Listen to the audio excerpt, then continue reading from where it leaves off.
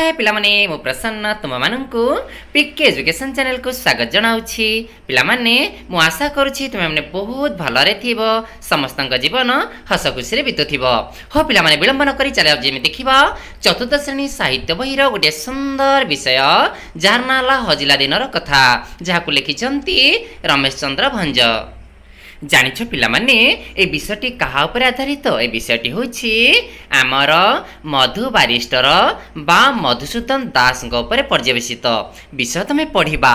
किंतु तुम मानू गोटे बहुत सुंदर गपटे प्रथमे कहबी, जहाँ सुनले ना तो मन पूरा कुंडे मोट हो एते सुंदर गप। क्या आधार कर जान पिलामाने गपटी होछि मधुसूदन दास उपरे। चल आमे प्रथमे गपटी शुणिबा। आमे प्रथमे गपटी शुणिबा तापरे ए विषयटी पढ़िबा। शुण पिलामाने जानिछ थरे कौन हेछि ना गोटे गाँव रे गोटे बुढ़ी लोक थिला।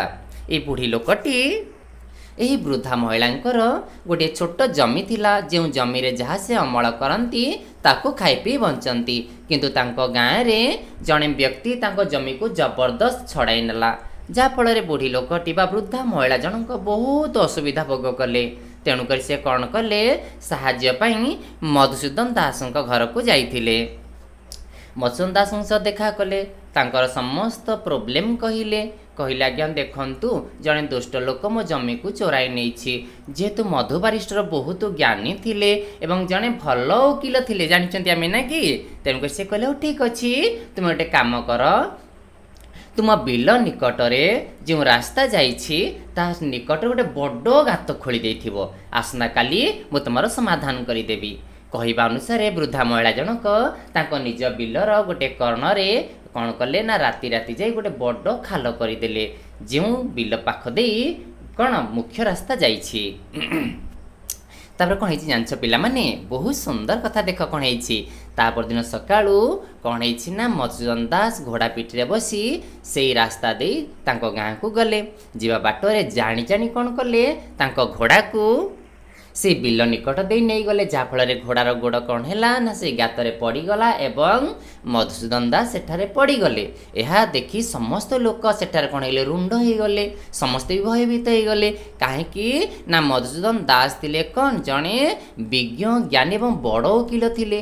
तेणुकरी से जहाँ विरुद्ध रे कौन करुले लगुले से जयलाभ करुले। तेणुक समस्ते डरीगले। संगे संगे सब लोक डकई पठेला मधुसूदन दास एवं कहले किए से दुष्ट लोक जे रास्ता कड़े एत बड़ खाल करिछि। जो लोकटी से जमीटी को अख्तियार कर रखिथिला से भयर कौन निजर बोली कहलानी, से जानी शुणी कहला ए वृद्धा महिला ना रे मु जदि कही दिए वृद्धा महिला कुछ कौन करिवे तांको विरुद्ध से केस करी ताको अरेस्ट करिवे। यह भाबी से दुष्ट लोकटी कहला आज्ञा ए जमीटा हमर कहार नुहे, ए जमीटा होछि वृद्धा महिलांकर। तापरे टिके अनेइले कि ना आमर मधुसूदन दास काहाको पिला माने वृद्धा महिला को कहले ए वृद्धा महिला एठाक आस, ए जमी कौन तुमर? वृद्धा महिला कहले हाँ आज्ञा जमीटी मोर। हो हो ठीक अच्छी, जदि तुम जमी तुम्हें वृद्धा महिला तेणुक मुझे छाड़ी देउछि, जदि आउ कार होता ताकू संगे संगे मु कौन करी पुलिस स्टेशन पठे दे था ता ना केस करी। हो ठीक अच्छी ए गात को मुझी दियो, एमती भूल करबनी, रास्ता कड़े केबे खाल करबनी। आज सिना मो घोड़ा गोड़ पड़गला मु पड़गली, जदि आउ किए पड़ीज बुझिल, एमती भूल करबनी। यह कही कौन कले सेठारु चलीगले एवं सबुदिन से जमीटा कौन है पुणी वृद्धा महिला होगला। देख केते ज्ञानी थिले, सामान्य गोटे बुद्धि पांची कौन कले से दुष्ट लोक पाखु जमीटी छड़े आनी पुणी वृद्धा महिला को देदेले। किसी भी केस बासर आवश्यक पड़ानी। यही जड़े बुद्धिमान ज्ञानी व्यक्ति थिले किए ना आमर किए ना मधुसूदन दास। तांका जीवन पर आधारित गोटे सुंदर गल्प जार ना होछि हजिला दिनर कथा। हजिला दिन माने कौन कहले पिला माने जो दिन ऑलरेडी अतिवाहित हो जाइछि, जो दिन ऑलरेडी चली जाइछि। मधुसूदन दासंकर किछि अतीत कथा सेठी उपस्थापना कले। चला जेमे पढ़िबा लिखिले किए ना एटारे ए विषय लेखक होइछन्ती रमेश चंद्र भंज। चला विलंब न करी ए विषयटी को पढ़िबा एवं जानिबा। देख पिला माने प्रथमे कौन लिखा गला ना सकाळ बुला देह को बड़ हित। पिला माने देख जदि आम सकाळे प्रातः काल उठी टिके कौन ना आम घर चतुष्टे बुली आसीबा, खोला पड़िया टिके बुली आसीबा, तेबे ताहा देह पाई बहुत सुंदर पा हितकर अटे। बेस फुर्ती लागे, सतेज मध्य लागे। ସେଦିନ ମଧୁବାବୁ ସବୁଦିନିଆ ସକାଳ ବୁଲା ସାରି କୋଠିକୁ ଫେରି ଆସୁଥାନ୍ତି। କିଏ ପିଲାମାନେ ଫେରି ଆସୁଥାନ୍ତି କୋଠିକି? ନା ମଧୁବାବୁ ବା ମଧୁସୂଦନ ଦାସ। ନୀତି କିଲ୍ଲା ପଡ଼ିଆରେ ଘେରାଏ ବୁଲି ନ ଆସିଲେ ବାବୁଙ୍କୁ ଶାନ୍ତି ଲାଗେ ନାହିଁ। ପିଲାମାନେ କହିଲ କିଲ୍ଲା ପଡ଼ିଆ କ'ଣ?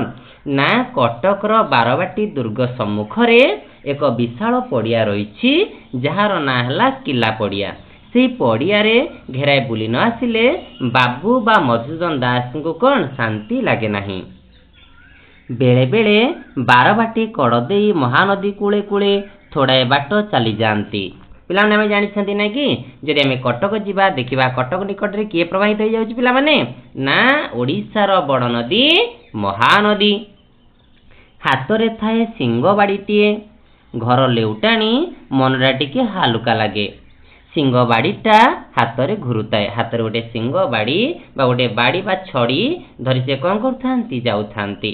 ଏବଂ ହାତରେ ତାଙ୍କର ବାଡ଼ିଟି ଥାଏ ଏବଂ ବାଡ଼ିଟିକୁ ସେ କ'ଣ କରୁଥାନ୍ତି? ନା ହାତରେ ଘୁରାଉଥାନ୍ତି। କାଳି ଅନ୍ଧାରରୁ ସେ ବାହାରି ଯାଆନ୍ତି। କାଳି ଅନ୍ଧାର ପିଲାମାନେ କ'ଣ କହିଲ? ବଡ଼ି ଭୋରୁ। ବଡ଼ି ଭୋରୁ ସେ କ'ଣ କରନ୍ତି? ନା ବାହାରି ଯାଆନ୍ତି। କୋଉଠିକି? ନା ଟିକେ ବୁଲି ଆସିବା ପାଇଁ ବା ପ୍ରାତଃ ଭ୍ରମଣ କରିବା ପାଇଁ।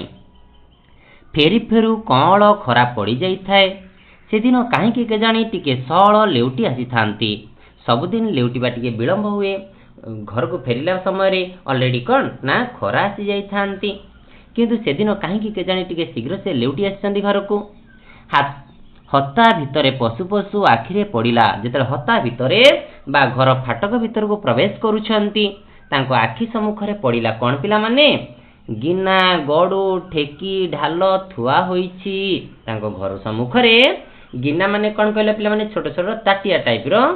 ଗଡ଼ୁ, ଠେକି ତ ତୁମେ ଜାଣିଛ ପିଲାମାନେ ନା କି, ଛୋଟ ମାଠିଆ। ଢାଲ ଥୁଆ ହୋଇଛି। ଏସବୁ କ'ଣ? ବିଭିନ୍ନ ପ୍ରକାର ପାତ୍ର, ଛୋଟ ଛୋଟ ପାତ୍ର। ଏଇସବୁ ପାତ୍ର କ'ଣ ହେଇଛି ପିଲାମାନେ? ନା ତାଙ୍କ ଘର ସମ୍ମୁଖରେ ଥୁଆ ହୋଇଛି। କୋତରା କସ୍ତା ପିନ୍ଧା ସ୍ତ୍ରୀ ଲୋକ କେତୋଟି ଅପେକ୍ଷା କରି ଠିଆ ହୋଇଛନ୍ତି। କୋତରା କସ୍ତା ପିନ୍ଧା କାହିଁକି ଲେଖିଲା? କସ୍ତା ପିନ୍ଧା ମାନେ କ'ଣ? ନା ମଇଳା ଲୁଗା। କୋତରା ହେଲା ମଇଳା ହେଇଯାଇଛି। କସ୍ତା କସ୍ତା ପିନ୍ଧିଛ, କସ୍ତା ମହିଳା କସ୍ତା ଶାଢ଼ୀ ପିନ୍ଧିଥିବା କିଛି ଲୋକ କ'ଣ? ନା କିଛି ସ୍ତ୍ରୀ ଲୋକ ସେଠାରେ ଅପେକ୍ଷା କରିଛନ୍ତି। କୋଉଠି ପିଲାମାନେ? ତାଙ୍କ ଘର ସମ୍ମୁଖରେ। ସେମାନଙ୍କ କାଖରେ କୁନି କୁନି ଛୁଆ, କୁନି କୁନି ଟିକି ଟିକି ଛୁଆ କେତୋଟି ସେ କ'ଣ କରିଛନ୍ତି? କାଖେଇଛନ୍ତି। ବାବୁଙ୍କୁ ଦେଖି ସଭିଏଁ ଶଙ୍କି ଗଲେ। ସେମାନଙ୍କୁ ଟିକେ ଲାଜ ଲାଗିଲା, ଟିକେ ଭୟଭୀତ ହେଇଗଲେ ସେମାନେ। ତାପରେ ଦେଖ ପିଲାମାନେ କ'ଣ ହେଇଛି। ଦେଖ ପିଲାମାନେ ଫଟୋଟି କାହାର? ଏ ହେଉଛି ଆମର ମଧୁସୂଦନ ଦାସଙ୍କର। ଯିଏ କ'ଣ ଥିଲେ? ନା ବଡ଼ ବାରିଷ୍ଟର ଥିଲେ ନା କି। ଏଇ ପୂର୍ବ ଗଳ୍ପରେ ତ ମୁଁ କହିଛି କେତେ କିପରି ସେ ଗୋଟେ ବୁଢ଼ୀ ଲୋକ କ'ଣ ନା ସୁରକ୍ଷା ଦେଇପାରିଥିଲେ ବା ତା ଜମିକୁ ଫେରି ଦେଇଥିଲେ। ସ୍ତ୍ରୀ ଲୋକଙ୍କ ଚେହେରା ଯେମିତି ଛୁଆଙ୍କ ଚେହେରା ତାକୁ ବଳି ସ୍ତ୍ରୀ ଲୋକଙ୍କ ଚେହେରା ଯେମିତି ନିମ୍ନମାନର ମଇଳା ଲୁଗା ପରିଧାନ କରିଛନ୍ତି, ସେଇଭଳି କାହାର? କୁନି କୁନି ପିଲାମାନେ ମଧ୍ୟ ଉଲଗ୍ନ ହେଇଛନ୍ତି। ତାଙ୍କୁ କ'ଣ ନା କାଖେଇଛନ୍ତି। କିଏ? ତାଙ୍କର ମା ମାନେ। ସମସ୍ତଙ୍କ ମୁଣ୍ଡ ନୁଖୁରା, କେହି ଟିକେ ତେଲ ବି ମୁଣ୍ଡରେ ମାରିନାହାନ୍ତି। ଆରେ ଦି ଓଳା ଦିମୁଠି ଖାଇବାକୁ ପାଉନଥିବା ସ୍ତ୍ରୀ ଲୋକ ବା କୁନି କୁନି ପିଲାମାନେ କିପରି ତେଲ ମାରିପାରିବେ? ହାଡ଼ୁଆ ଦେହକୁ ଠାକରା ମୁହଁ। ତାଙ୍କ ଦେହଟା ହେଲା ହାଡ଼ୁଆ, ମାନେ ପୁରା କ୍ଷୀଣ ଶରୀର ପିଲାମାନେ। ମୁହଁଗୁଡ଼ା ଠାକରା ମାନେ କ'ଣ ପିଲାମାନେ? ଗାଲ ସବୁ ପଶି ଯାଇଛି। ଓଠ ଶୁଖିଲା, ଓଠ ଶୁଖି ଯାଇଛି, ଶୁଖିକି ଫାଟିଲା ଭଳି ଦେଖାଯାଉଛି। ଆଖି ନିସ୍ତେଜ, ଆଖି ପଡ଼ି ଆସୁଛି। ଆଖିରେ ଗୋଟିଏ ଔଜ୍ଜଲ୍ୟତା ନାହିଁ। କୁନି କୁନି ପିଲାମାନେ ଦେଖ, ତୁମେ ଯେତେବେଳେ କ'ଣ ପାଠ ପଢ଼ିତେ ଯାଉଛ, ତୁମ ଭିତରେ ଆଗ୍ରହ ଉତ୍ସାହ ରହିଛି, ଖେଳିବୁ, କୁଦିବୁ, ମଜାମସ୍ତି କରିବୁ, ପାଠ ପଢ଼ିବୁ। କିନ୍ତୁ ସେମାନେ ଯେହେତୁ ଦି ଓଳି ଦିମୁଠା ଖାଇନାହାନ୍ତି, ପିଲାମାନେ ଦେଖିଲ, ତୁମେ ଯଦି ଦି ଓଳି ଦିମୁଠା ଖାଇନଥିବ, ତୁମ ଦେହ ଅସୁସ୍ଥ ଲାଗେ ନା ନାହିଁ? ଆଖି ମୁଜି ଆସେ ନା ନାହିଁ? ସେମିତି କୁନି କୁନି ପିଲାଙ୍କର ଆଖି ନିସ୍ତେଜ, ଆଖିରେ ଔଜ୍ଜଲ୍ୟତା ନାହିଁ, ପଡ଼ି ଆସୁଛି। ଛୁଆଗୁଡ଼ିକଙ୍କ ଦେହ ଫୁଙ୍ଗୁଳା, କିଛି ବି ପରିଧାନ କରିନାହାନ୍ତି। ପତଳା ଓ ଦୁର୍ବଳ ଚେହେରା, କ୍ଷୀଣ ଶରୀର, ପତଳା ଶରୀର ଏବଂ ଦୁର୍ବଳ, ଚାଲିବା ପାଇଁ ମଧ୍ୟ ସେମାନଙ୍କର ଶକ୍ତି ନାହିଁ। ବାବୁ କାବା ହେଇଗଲେ। ବାବୁ ମାନେ କିଏ ପିଲାମାନେ ଏଠି? ନା ମଧୁସୂଦନ ଦାସ। ଏମାନେ ଆଜି କୁଆଡ଼େ? ଏଠାରେ କାହିଁକି? ସମସ୍ତଙ୍କ ଉପରେ ଥରେ ଆଖି ବୁଲେଇ ବାବୁ ପଚାରିଲେ। ସମସ୍ତଙ୍କୁ ଟିକେ ଚାହିଁଲେ। ଚାହିଁକି ବାବୁ ପଚାରୁଛନ୍ତି, କୁଆଡ଼େ ସବୁ ଆସିଛ? କିଏ ପଚାରୁଛନ୍ତି ପିଲାମାନେ? ନା ବାବୁ ମଧୁସୂଦନ ଦାସ। तापरे स्त्री लोक माने उत्तर देउछंती क्षीर पाई ए पिलांक सकाशे किए क्षीर दब उच्च स्वर पचारुछंती किए ना मधुसूदन दास से स्त्री लोक माने कहउछंती कौन देख ना सुदाम भल क्षीर टिके दउची तो बाबू आपणकर जो सुदाम अच्छी जी गाईर रक्षणाबेक्षण दायित्व अच्छी घर काम दायित्व अच्छी सी आज्ञा टे भल क्षीर दउची तो से आज आम आपण घर को चली आसीछु बाबू सुदामर घर बिड़ानासी रे इंपोर्टाट क्वेश्चन पिला माने तुम परीक्षा रे पड़िबो सुदामर घर केउठी कौन लिखिया पिला माने सुदामर घर होची बिड़ानासी कोडी पिला माने ना कटक रो एक कौन अंचल ना हला बिड़ानासी से बाबूंक गाई मानकर हेफाजत करे बा गाई गुड़िकर रक्षणाबेक्षण करे किए पिला माने गाई मानकर रक्षणाबेक्षण करे सुदाम गुहाल गोबर चुनी चोकड़ नड़ा कुटा घास कोलथ सबू तदारक करे गाई मानकर गोबर केबे स्वभाव चुनी चोकड़ नड़ा केतेबेले गाई मानक खाया पई दिया जिवो कुटा घास केतेबेले खाया पई दिया जिवो सब दायित्व किए बुझे पिला माने ना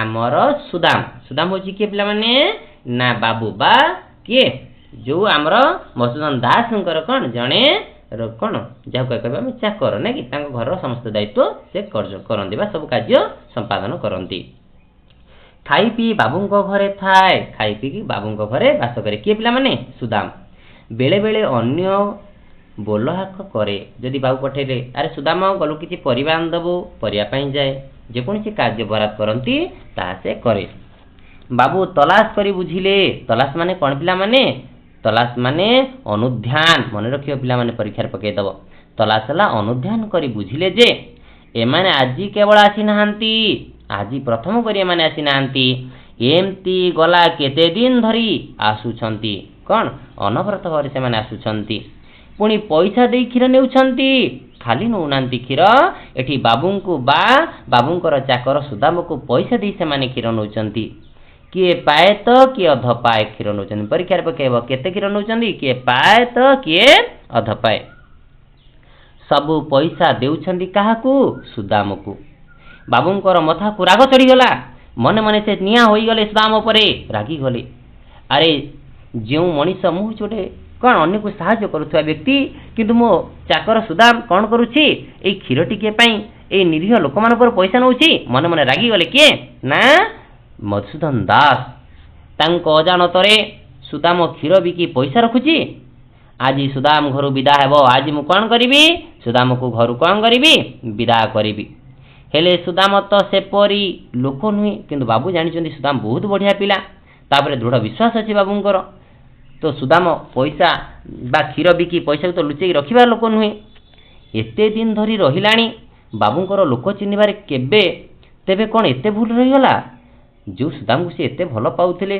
तापरे एते विश्वास करथिले शेषर कौन सुदाम एते तळु खसी जीव ना केबे भी ही न पारे देखिबा कौन हिच तापरे सुदाम को पाख को डाकी बाबू पचारिले सुदाम को पाख को डाकिले एवं बाबू पचारुछंती सुदाम सीधा सीधा मानिगला हाँ आज्ञा मु क्षीर बिकी पैसा रखुची सी कहीं लुचाइब से तो सतरे पैसा रखुची कोठी खर्च बाद क्षीर ढेर बड़का हेउची बाबू आम कोठी रे बा आम गृह रे जेते क्षीर आवश्यक था कौन व्यवहृत हेउची एहा सहित अनेक क्षीर बड़ी जाउची से क्षीर कौन हेब से क्षीर कौन करी बाबू तेणु से बिकी देउची ए क्षीर को बाबू मु बिकी दउची से पैसा रे गाई चुनी चोकड़ पीड़िया नड़ापाड़ किणी खाइबाकू देउची बाबू जो पैसा बिकुची क्षीर बिकी जो पैसा पाउची ताकू ए गोरु गाई कौन करुची ना ए सब चुनी चोकड़ नड़िया सब किणुची नड़िया पीड़िया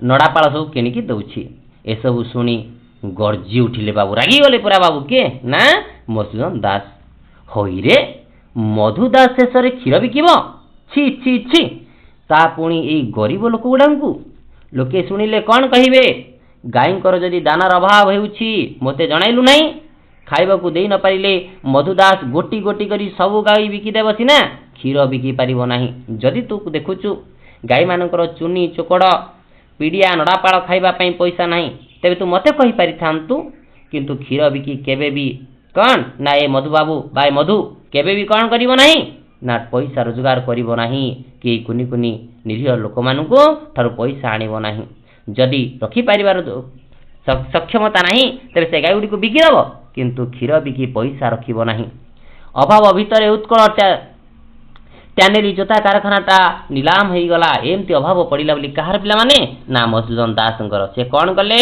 जो उत्कल टैनेरी जोता कारखाना मन रखियो पिला माने जोता कारखाना ना कौन थिला उत्कल टैनेरी जोता कारखानाटा से कौन कले नीलाम करदेले जेहेतु ताकू कौन चलेबा पई सक्षम पैसा तांका पार नथिला ता देह सहिला तथापि मधुदास तल को खसी जाई नाही जदिओ तांको बहुत बाधिथिला तथापि से सही गले किंतु मधुदास तल को खसी जाई नथिले बा डुप्लिकेट जोता व्यवहार करि नथिले बा जोतारे किछि अपमिश्रण करी ताकू कम रेट रे बिकिया पई से चिंता करि नथिले ना ता होई परिबो नाही काली ठारू क्षीर मागणा दिया जीवो कहि देले काहाकू ना सुदाम गए सुदाम सुन आसंता काली ठारू सब लोक को तू मागणा क्षीर दबु गाई दुहाळ थिबा पर्यंत कोटी खर्च को कोटी कोटी कोटी छुआ मानू क्षीर दिया जीवो जे पर्यंत हमर गाई दोहळ अछि बा गाई क्षीर देउछि से पर्यंत एई कोठी को आसुथिबा सब पिला कोन करा जीवो ना क्षीर दिया जीवो तापर देख पिला माने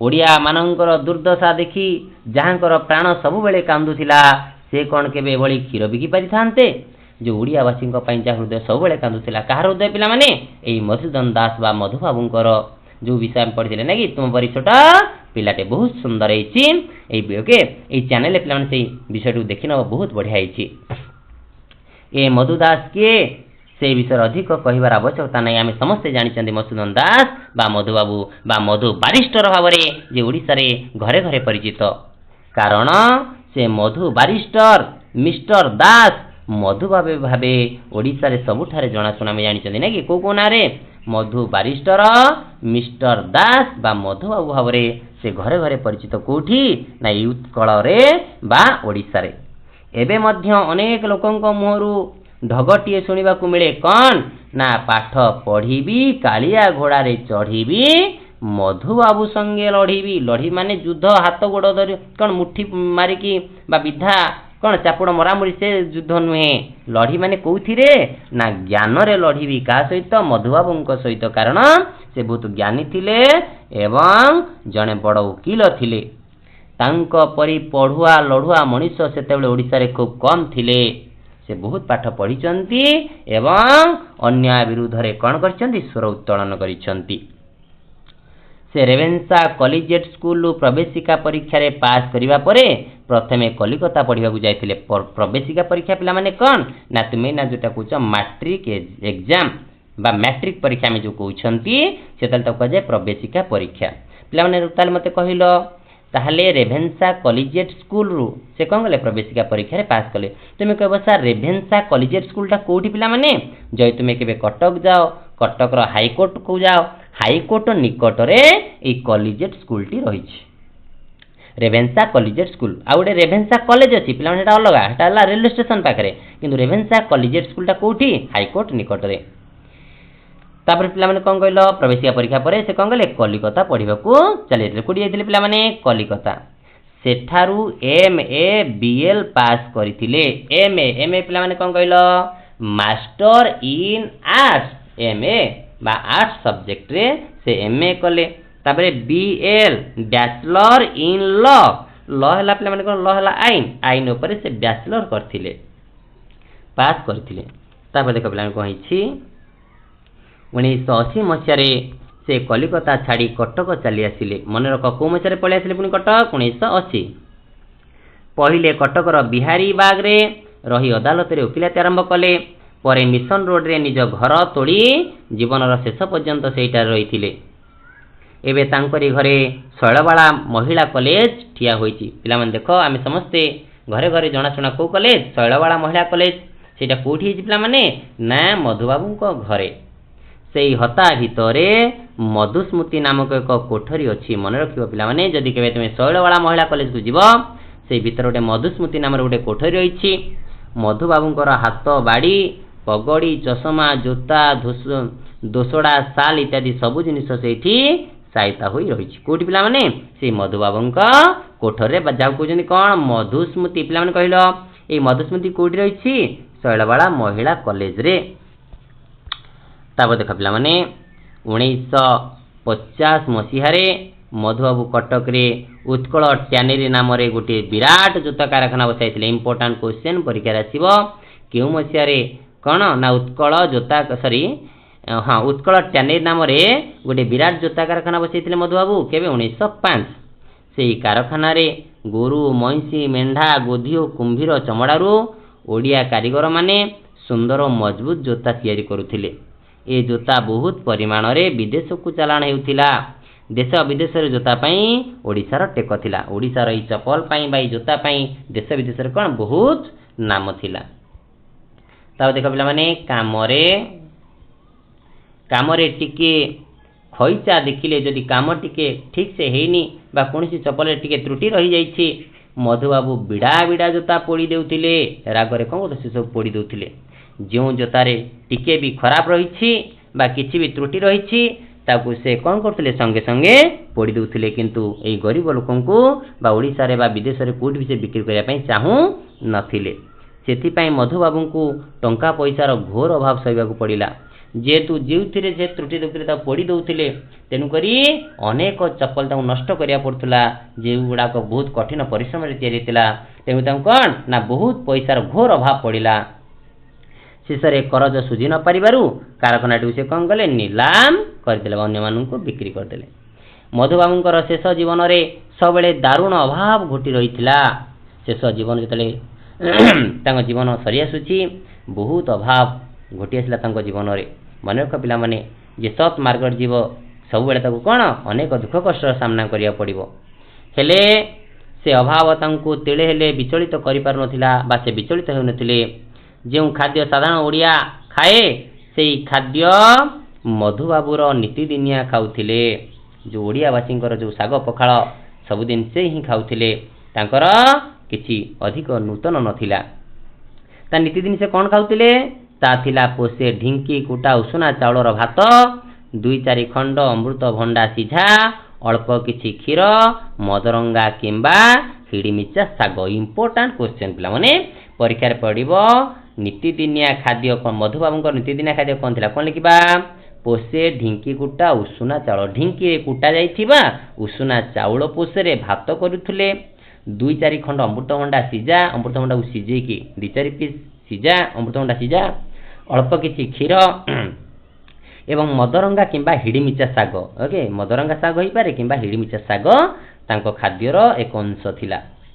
4-5 ମୁଠା ଖଇ ତାଙ୍କର ସବୁଠାରୁ ଅତି ପ୍ରିୟ ଜଳଖିଆ ଥିଲା। ଏବେ ତୁମେ କ'ଣ ବିଭିନ୍ନ ପ୍ରକାର ଟିଫିନ୍ ଖାଉଛ, ବରା, ସିଙ୍ଗଡ଼ା, ଆଳୁଚପ୍, କିନ୍ତୁ ତାଙ୍କ ସମୟରେ ସେ ସମୟରେ ସେ କ'ଣ ଖାଉଥିଲେ? ସକାଳୁ 4-5 ମୁଠା ଖଇ, ଯେଉଁଟାକୁ କ'ଣ ଆମେ ଜାଣିଛନ୍ତି ଧାନକୁ ଫୁଟେଇ ଯେଉଁ ଖଇ କରାଯାଏ, ସେଇ 4-5 ମୁଠା ଖଇ ତାଙ୍କର କ'ଣ ଥିଲା? ଅତି ପ୍ରିୟ ଜଳଖିଆ ଥିଲା।